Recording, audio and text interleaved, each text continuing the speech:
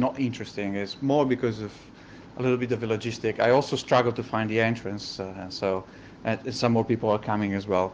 So very good. We can start. Thank you. So transducers, a funky name. It has, I think at the core, they are a simple abstraction, and we're going to see this abstraction and going through that. A little bit about me. I'm a developer at uSwitch. It's a company in the UK, based in the UK. I'm writing a book in my copious spare time. It's a guide to the Clojure standard library. It's kind of a monumental book. It's going to be 1,000 pages. Eventually, I'm going to arrive at the end of that. There's a discount code if you're interested in that kind of things. I'm also author of screencasts. Those are on YouTube. If you search for Clojure Pills, you find the Clojure Pills, a very nice 20-minute pills about one function of the standard library, and they're teaching you about Clojure in the process. I'm co-organizer of the Paper We Love meetup in London. And if you have any questions, you want to get in touch after this conference, I'm very happy to listen to you. That's my email account, and also @Reborg is my Twitter handle. Okay, so transducers. They are a fundamental abstraction, a functional abstraction, like maybe similar to patterns in object orientation. They decompose sequential processing and they recompose it so that is modular and independent. It's inspired by the universality of fold. There's a paper about that, and there are the links at the end. In the fact that with fold you can express many of the sequence processing operation. It was introduced a while ago in Clojure. I think it's mildly underused, and I think it might deserve more attention. That's why I'm bringing it to you today to have a look. It's also because it's available in many other languages. And I'm going to talk about a few of the tricks and experience with transducers on production application I had in my projects. So compared to like passing a lambda to a map operation or on top of a collection that you want to process, they are more composable. They can compose with comp instead. In Clojure you'll force, so to speak, with a threaded operator, which is a macro, to compose them up. For this reason, they are also more reusable. You can adapt them to different transport, so you can use them in the collection that the standard library is giving you, but you can also use them on other things. It's also faster because it removes the intermediate sequencing, and it's also easily parallelizable. And we're going to see all of this today. So why are we even talking about this if it's so great? Because there is this common thinking that you might need them only in certain particular cases. Instead, I think they're more universal. And people are already used because they enter Clojure so late that people are already used with like a sequential processing the standard traditional way, so they are more reluctant to change, to jump on something different. There is something else in Clojure called reducers, which has a name which is similar to transducers, so it remembers something that is instead specific. So people are maybe confused, and they are introduced late. So let's go through an exercise now. I think I might have jumped this one first. To try to find these four aspects in sequential processing. We'll go through map and filter, which are easy functions to define and to see, and we'll try to see where those aspects are and if we can extract them apart and build something different with them. So we're going to see access to a specific data type, and in Clojure it's first or rest on a list, for example. We see the accumulation of the results, for example, with operation like cons, conj, plus if it's a reduce. A recursion mechanism, because these functions are recurring in one way or another. They can do it implicitly with the stack, with an implicit stack, or explicitly in an iterative way. And the essence of operation itself. So if you're mapping, we want to increment each number in a collection. Inc is the essence of what we are doing. So Let's grab one example. I hope you can all see over there. I thought it was big enough, but it's not. So in this map, we can say in this map operation, which is taking a function and a collection, and that is the implementation of map, those circled in orange are the type-specific interface. So it's using some kind of API, and that API is dependent on the collection. So the collection needs to know, how do you give me the first element? How do you give me the rest of your elements? Or when the collection is empty, I'm saying it's equals to the empty list, for example, and that is specific. You cannot use that with another data type. Then we have the building output part. That's conj there, which is taking the map of F on the rest of the collection and is attaching that to implementing the operation F, in this case, to the first element in the collection. That is building the output, increasingly building the output. Then we have the recursion mechanism. We have an exit condition. When it's not that, recur. If it's that, don't recur, because if not, we go in an infinite loop. And of course, we are invoking ourselves. Map is invoking map again. So it's a very simple case of recursion, but it is fine for the example. And finally, the transformation. So there is where, if we say we want to increment each number in the collection, that F is going to be an increment operator and F is applied. So these are the four aspects. Let's do the same exercise again on filter, slightly faster. Try to see if you can see those four aspects yourself. So type abstraction, where is the type abstraction here? We still have, again, first, rest, and not equal to an empty list. Similarly, we are building again the output with conj. We have same recursion mechanism. When some exit condition is met, stop the recursion, if not recur, and filter, calling again. And now the only thing that is really different is the mechanic of filtering, which is if some predicate is true, then let this item through the results. If it's not, don't let it through the results. So this is what really changing between map and filter. And then we can go, and you don't need to understand this, but just to show you that if we had to implement the same mechanism as we have to for other transports, which are not collections, like lists or vectors, this is, for example, a channel in CoreSync, which is a concurrency mechanism in Clojure. You want to do similar things. You want to map or filter elements going through a channel or coming out a channel. And so you'll have to kind of reimagine how would you do that on top of a different transport.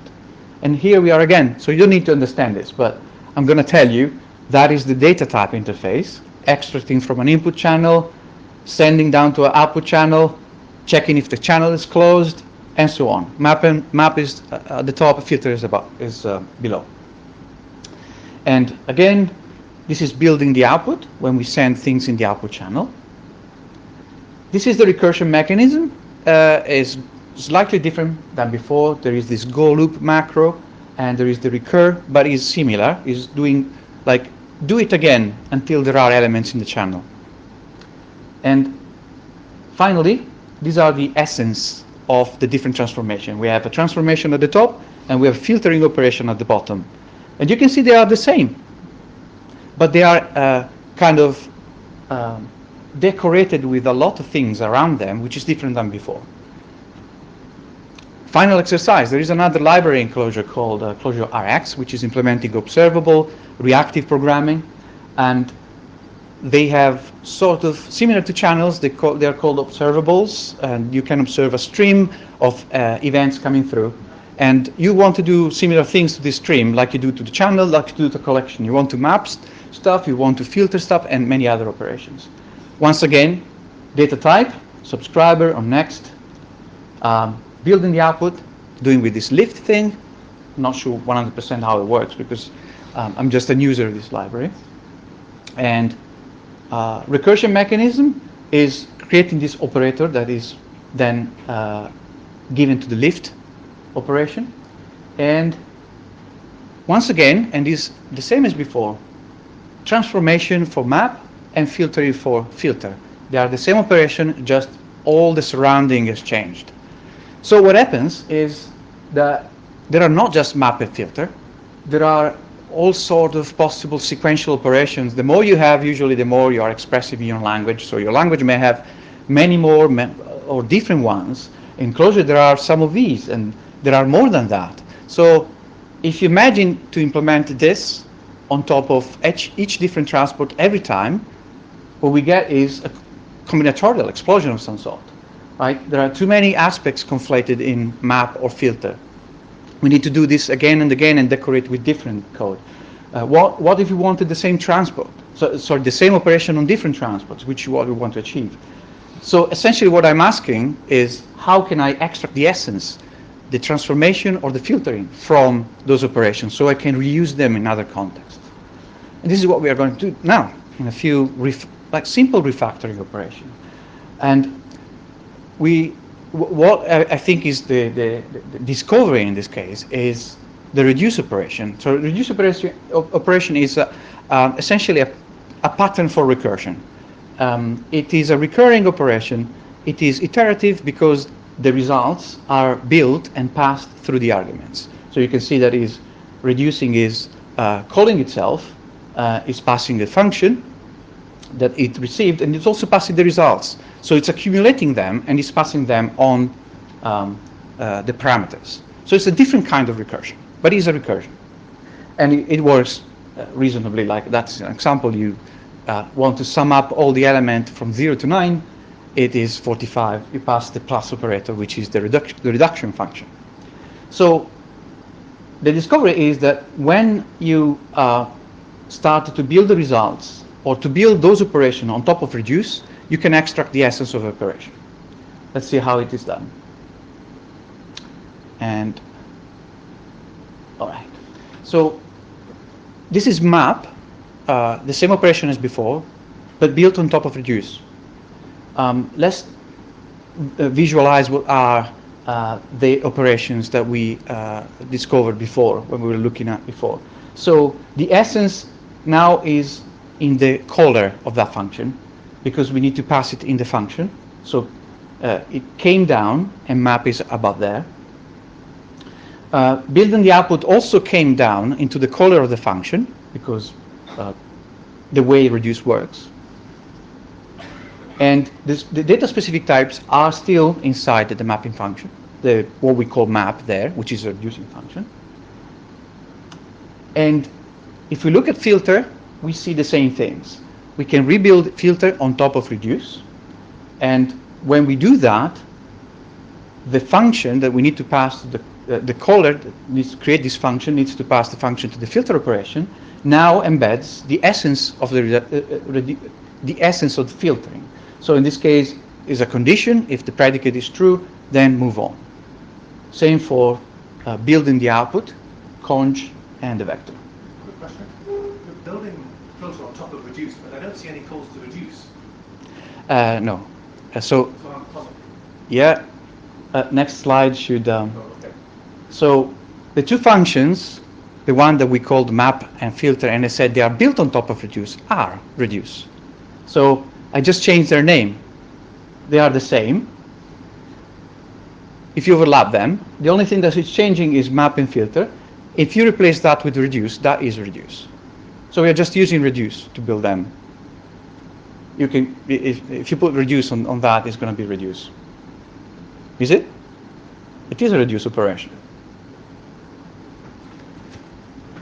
If this is reduce, that is reducing with f, the reducing function, and that is f applied to the result and the accumulated result so far and the first element of the collection, and that moves on. So that is reduce in Clojure at least.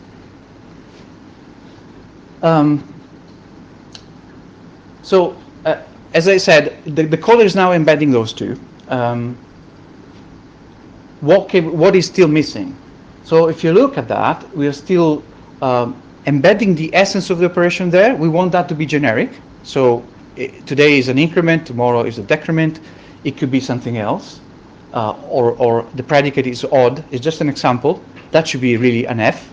So, and the other thing is the accumulation of the output is specific to sequential collection, is a conj, also that is specific. I want to extract that out, because if I remove those two things, what I have in my hands is just the essence of mapping or reducing.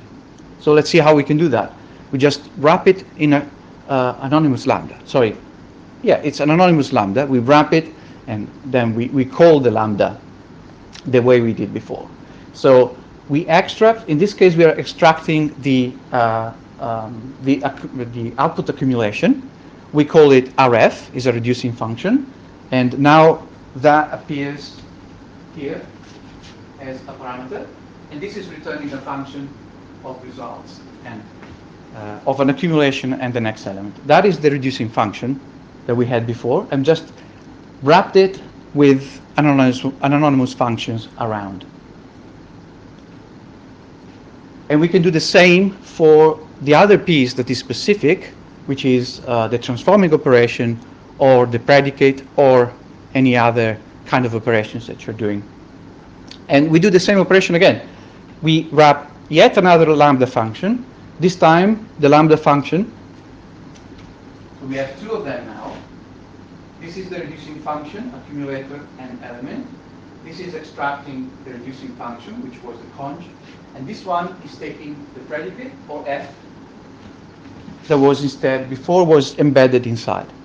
So we have two constructors for a mapping function and a filtering function. Final step, we are done. So with those two definitions, we place them in reduce, and we can use it as before. So we have a mapping increment on range of 10, and filter odd on range of 10, and they work exactly as before. So what's the difference? Let me show you something before we go. So the difference is that now the essence of the operation is a parameter that you pass to the outside, as well as the accumulation of the output. So when you have these two things extracted out, you can use them in different transports. Now we're going to see a few examples.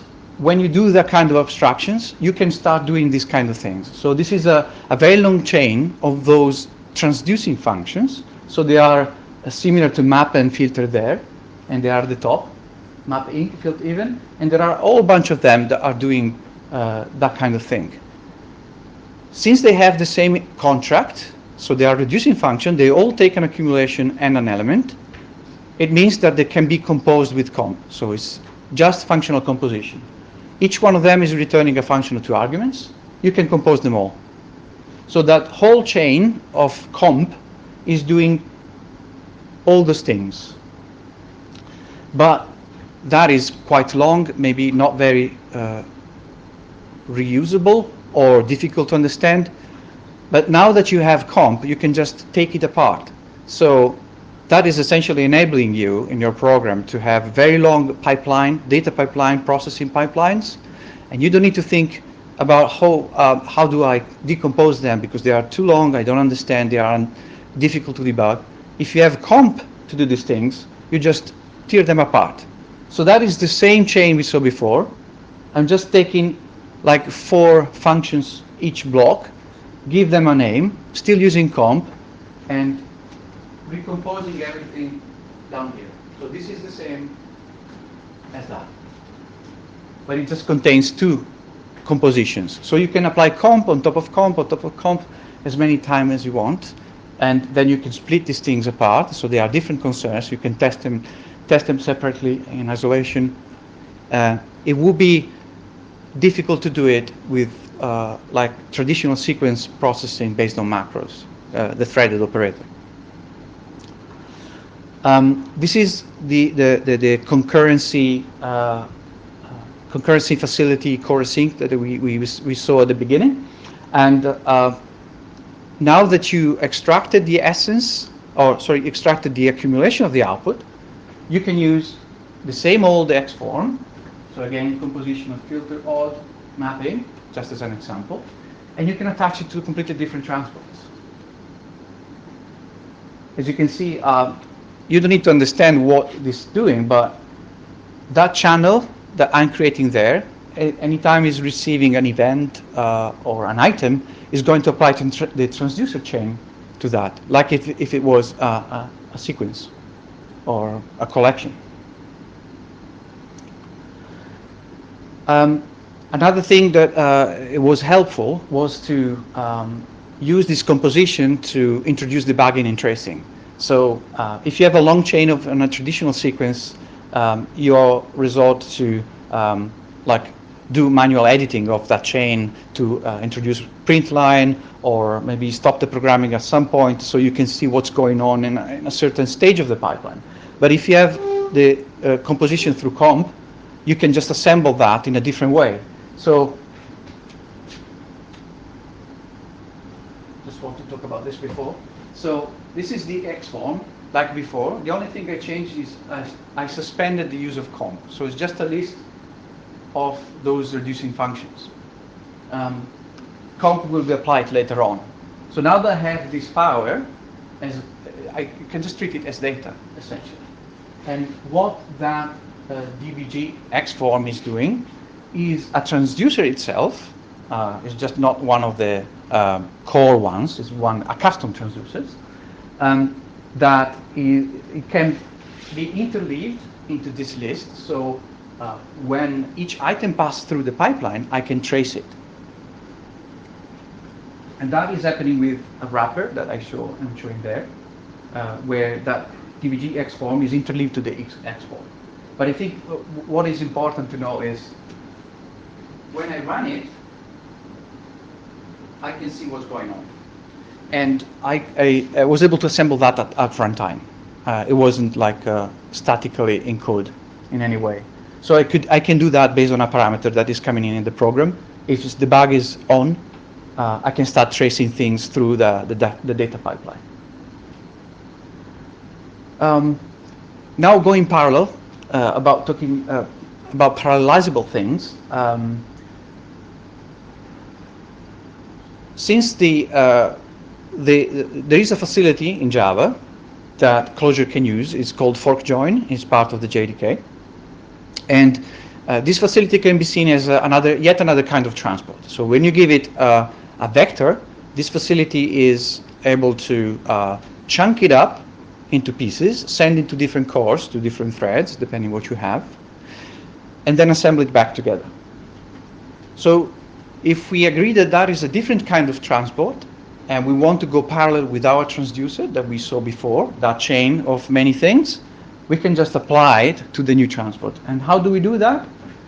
We do that with something else that is, again, inside the Clojure standard library. That is called fold. It's enabling this fork join mechanism. And my X form, the usual old X form is here. And I can apply it here by just passing what should be like the accumulation function. In this case is a conj. You don't need to follow exactly, but it's passing through here and it's coming down there. And when I do that, that becomes a reducing function, and this fold will take care of chunk the collection up into pieces of 512 by default, and just making it explicit pieces, sending them in parallel, do the computation. Each transducer chain is going to execute on a single core. The results is going to be combined back with vector. I think the takeaway is that this X form is yet again the same thing, and I'm using it in different contexts. I said that is. So a final remark about speed. So I said also that they are faster because they don't produce intermediate collections. And this is what I call the traditional sequential processing, which is chaining them up. So they look very like the same, but you see there is the arrow operator at the top that is doing the concatenation. So when you do that, each one of those operations will go through the data and then pass the transform data to the next that will go again through the data, and so on and so forth. So each of those lines is a pass through the sequence in its entirety. What Transducers does, they work differently. They compose all the operation into a single big composition that is doing all at once to a single element. So the sequence is scanned only once. And for that reason, this is a very simple example with no data essentially, just 20 elements or so. And it's roughly 50% faster. So the more you're the more your data pipeline is doing, the more advantages there are in making it parallel. And since you don't need any library to do that, you just need to require a couple of things, you can do it quite easily. It's really available. So that is powering one of the parts of our website. There are these feeds of 10,000 mortgages, and these mortgages are huge maps with a lot of keys and a lot of values in them, and they need to be processed. There are at least 10 filters. Some financial math calculation need to happen. They are quite intensive. By doing all of that through transducers and going parallel, it went from roughly more than 10 seconds per request down below 2 seconds. And those are like conservative estimates, in the sense that it's an average, but I think is faster if you measure it not at the web level, but at the transducing chain level. I think that's all. So these are a few links. So I appreciate that. I mean, you might not be used to Clojure and a few of the technology I mentioned. So I hope you could still grasp a little bit of what I said.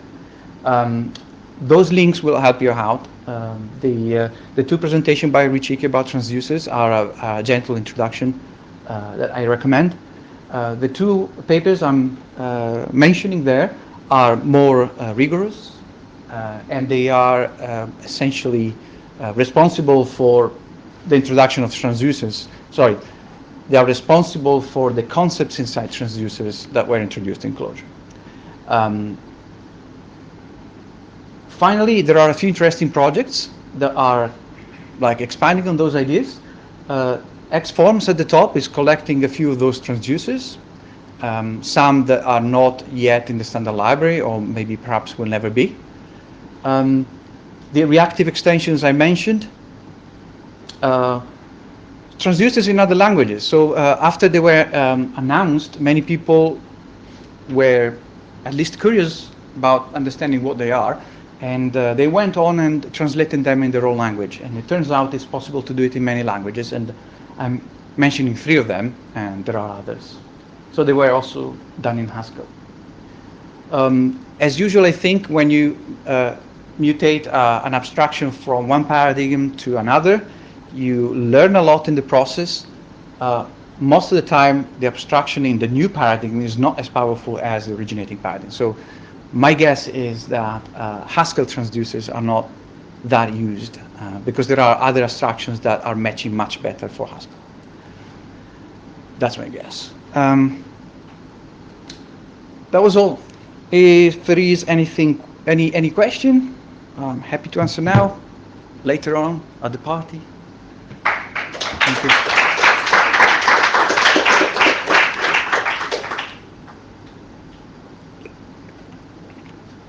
Look, I know that it's not typed, you didn't say anything about type, but nevertheless, if I'm looking at that comp, right, I'm clearly composing together some components, these transducer things, right?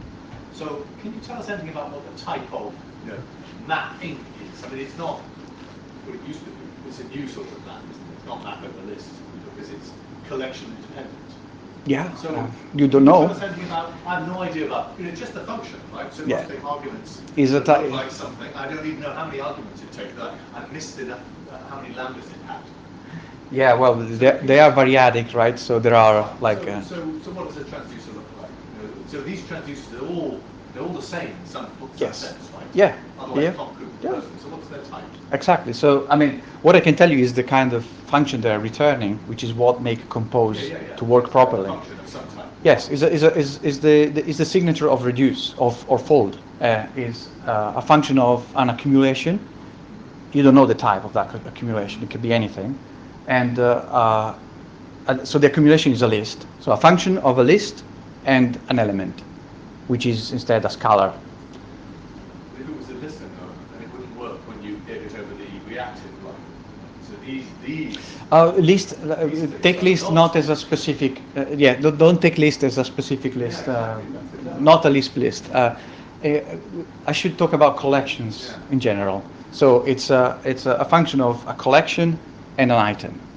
And the only thing you know is how to use them. Like is a reducing function, so the function you use to accumulate needs to obey this rule. So it will take two arguments, and you are supposed, but nothing is forcing you in any contract, you are supposed to take the accumulation, the item, do some transforming operation on the item, and put it back in the accumulation. It might work. I mean, the compiler cannot tell you anything about what's going on in there. If you send it down garbage, you will receive back garbage of some sort. Maybe asking a simpler question than the one you answered, which is, in this list of transducers, how many arguments do they contain? So each transducer presumably is a function. Yeah. When you say transducer, you're saying like the result of the evaluation. Yeah, those things. The result of the evaluation of this. Yeah. Those things, because they're all the things that comp is composing. Yeah, right? that is returning a function Of how many arguments? of two arguments. Two. Okay. Yes. And those arguments are each transducer is set chain. It's the collection and the item. Oh.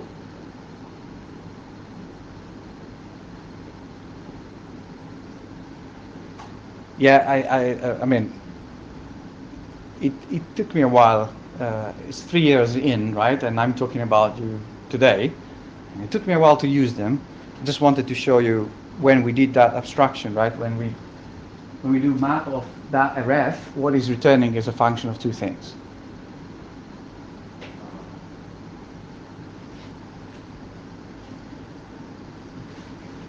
I hope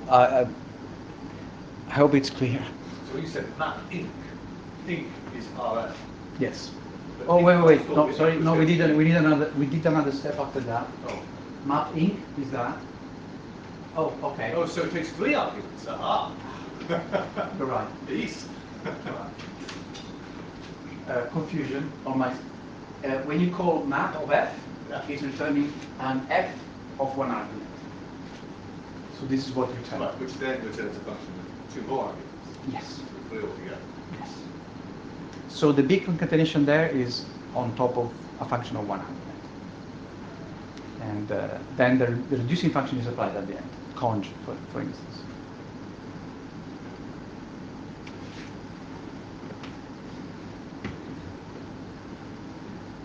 Any more? Please. What else are those sites? The real world applications, what tricky that happens?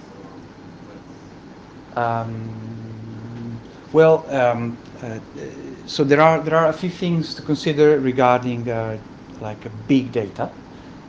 You cannot load terabytes of data through a transducer chain like I'm doing apparently here.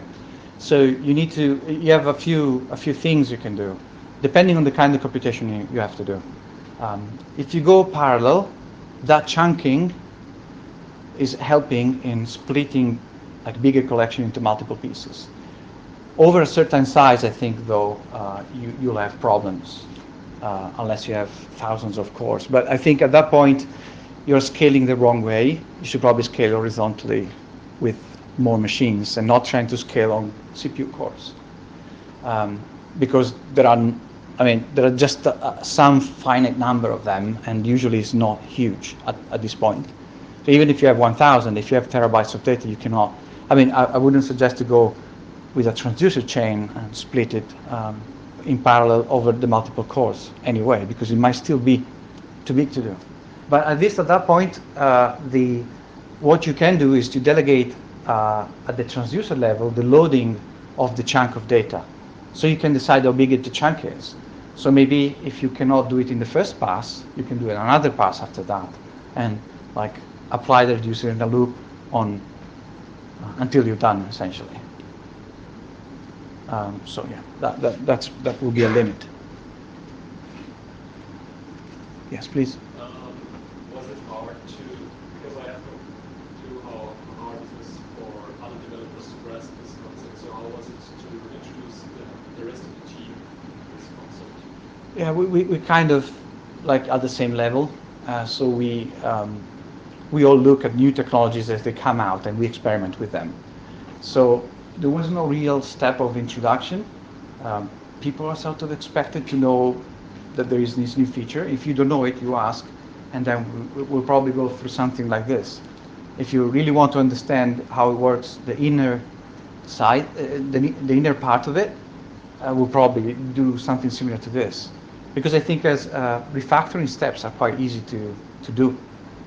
The final result is still some learning curve if you don't know the concepts. But still is functional composition and a couple of lambdas on top of each other.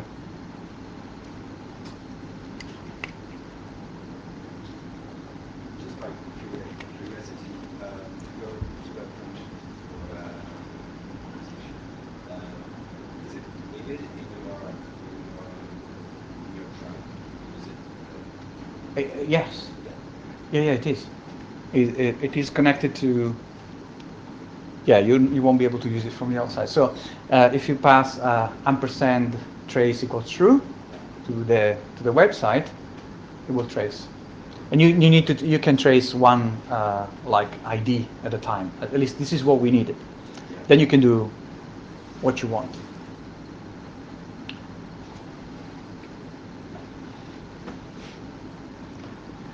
All right.